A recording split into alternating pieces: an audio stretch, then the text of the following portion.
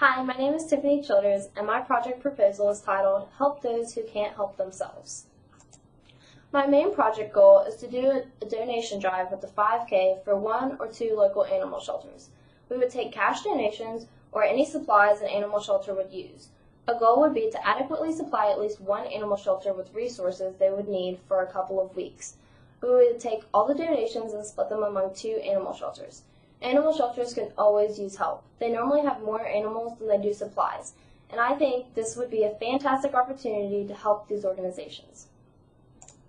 The mission of the University of Charleston is to educate each student for a life of productive work, enlightened living, and community involvement. The first part of the mission statement is productive work. Students would be working on this project continuously from start to finish. They would have to accomplish many steps to see the project succeed. If students conduct the project correctly, then they will have a sense of what productive work is. This project can also give students a sense of enlightened living. They can see how well off they have it in comparison to others. The others referred to here may be animals, but there are humans that work with those animals. Students that have pets can see how their pets have it compared to the animals in an animal shelter. The project definitely helps students get involved in community and give back. Taking donations up and then taking them to the animal shelter is a straightforward way to get involved. It doesn't stop there though, because students will also be getting involved by talking to local schools, businesses, and news stations. Then there's the LLOs. And being able to make this project happen, we would have to communicate with different individuals in the community. This is potentially the most crucial key to a successful outcome.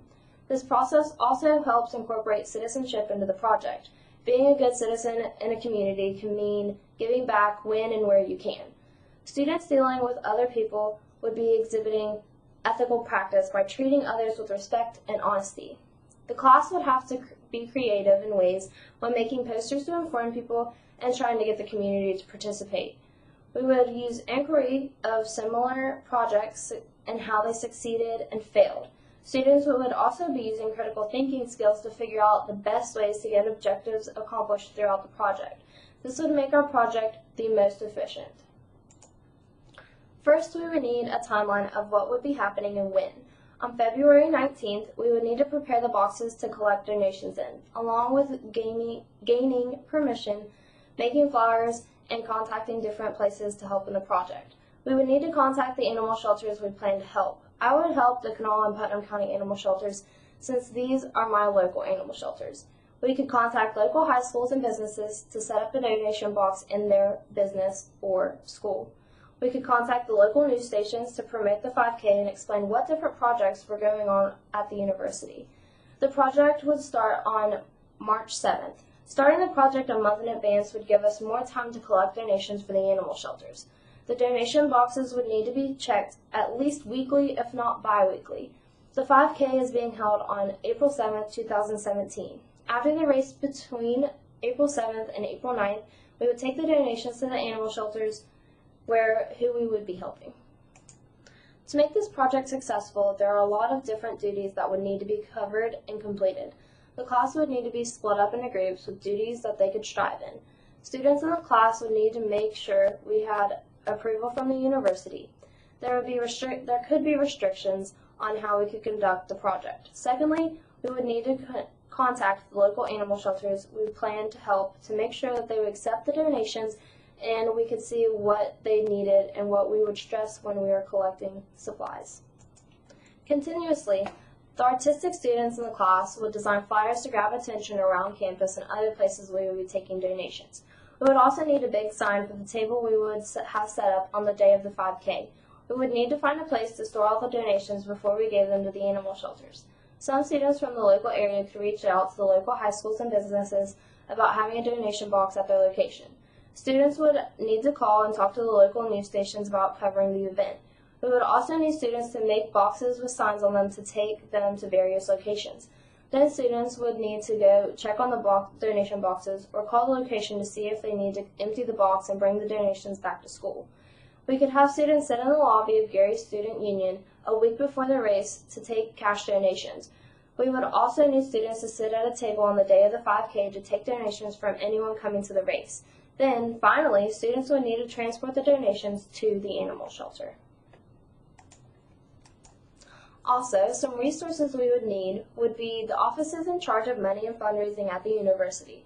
We would also need to be in contact with the owners or managers of whichever animal shelters the class would choose, local high schools, businesses, and news stations.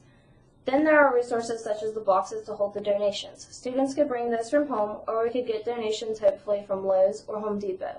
The class would also need to be able to print off colored copies of flyers without having to spend too much money. There may be a way to work this out with the university. Although there may be some constraints that may restrict us from completing our goals.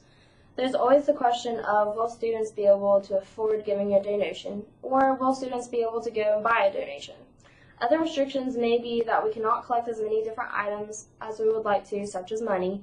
We also may have to come up with our own money to get flyers printed or to obtain boxes to collect donations. There's also the thought of student schedules may not allow them to sit at a table and take donations in GSU. Also, businesses and high schools may not let us set up boxes at their locations. And finally, the news may not cover the event, in which we will have to take to social media to spread the word about the event. Then there's reasons why. To explain some of the reasons why the local animal shelters need help can be located on their websites. Putnam County Animal Shelter states that they can always use donations of any kind. The Kanawha County Animal Shelter also says they can use any donations they can get, and you can find more information about them on their websites. Typically, animal shelters don't have enough resources to take care of all the animals that come in, like I stated earlier. Approximately 3.3 million dogs and 3.2 million cats enter U.S. animal shelters nationwide every year.